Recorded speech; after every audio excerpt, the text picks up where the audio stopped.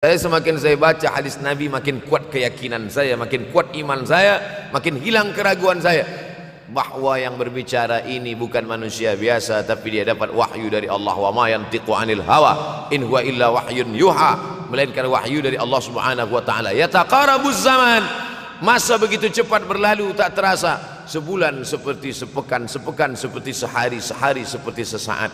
Akhirnya kita pun kehilangan waktu, habis. Saya Ustaz Abdul Somad, memang zaman ini tak terasa cepat betul. Rasa-rasa kejap, dah bulan Ramadan. Tak terasa baru saja Idul Fitri, dah masuk pula lagi. Masya Allah, begitu cepatnya masa berlalu. Maka jangan sampai semakin saya baca hadis ini, semakin kuat keyakinan saya bahwa Nabi Muhammad SAW mendapat wahyu dari Allah Subhanahu wa taala. Semakin kuat keyakinan dan keimanan. Kenapa? Seandainya Nabi berkata zaman nanti di akhir zaman itu semakin cepat, semakin dekat, semakin berlalu tak terasa, tapi kemudian zaman yang kita lalui tak sama seperti yang dikatakan Nabi. Mungkin datang juga keraguan dalam hati, betulkah ini? Tapi ternyata 1441 tahun lampau, 1440 tahun yang lalu Nabi mengatakan, dan hari ini terbukti zaman begitu cepat berlalu. Masya Allah, tabarakallah. Hari inilah ditemukan internet, hari ini datang television, hari ini datang WhatsApp, hari ini datang yang melalaikan kita daripada Allah Subhanahu wa taala. Sehingga waktu datang sembang-sembang, cerita-cerita, tengok ini, update ini, tulis ini, tengok ini, pandang ini, habis waktu berlalu. Padahal waktu inilah yang akan ditanya oleh Allah Subhanahu wa taala. 6 kali Allah bersumpah demi waktu. Terbit fajar, wal fajri wa layalin ashr, masuk waktu subuh. Was subhi idza tanaffas, masuk waktu duha. Wad duha wal laili idza saja, masuk waktu siang.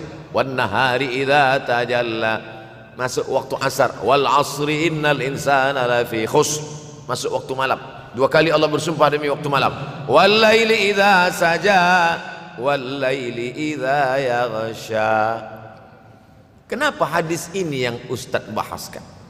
Kami nak mendengar hadis tentang Dajjal dah lahir atau belum? Dajjal dah hadir. Mana bukti Dajjal dah hadir? Kurma bisan tidak lagi berbuah. Bila kurma bisan tidak berbuah, Dajjal dah nak datang. Kurma bisan sekarang sudah berkurang, tak berbuah. Lalu kemudian apa lagi?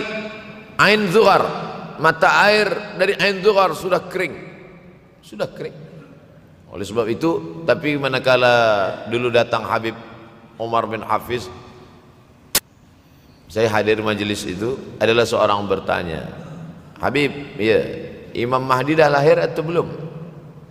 Saya tengok Habib menjawab, sepertinya dia macam tak suka pertanyaan itu. Kata dia, kita tak perlu mencari-cari dia dah lahir atau belum, kampung dia di mana, dia lahir di hospital mana, dia tak perlu.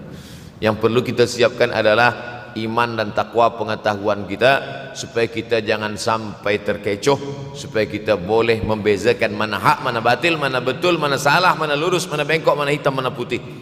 Sehingga dengan istiqomahnya kita beribadah ini, kita boleh membezakan mana Al-Masih yang original, yang asli, mana Al-Masih Ad-Dajjal. Makanya tadi sebelum salam kita berkata, Allahumma inni a'udzubika min azabi jahannam, wa min azabil qabri, wa min fitnatil mahya wal mamat, wa min syarri fitnatil masihid Dajjal. Membaca, menghafaz 10 ayat di awal surah Al-Kahfi. Siapa yang menghafaz 10 awal ayat, hadis lain mengatakan 10 akhir, 10 awal 10 akhir, elok dua-duanya.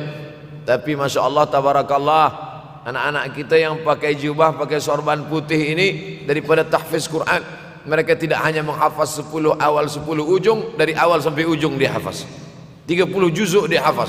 Mudah-mudahan anak-anak kita penghafaz Al-Quran. Allahumma ja'al abna'ana wa banatina min huffazil Quran wal hafizat. Jadikan anak-anak kami menjadi para penghafaz Al-Quran, ya Allah, supaya selamat dia daripada fitnah Al-Masih Ad-Dajjal.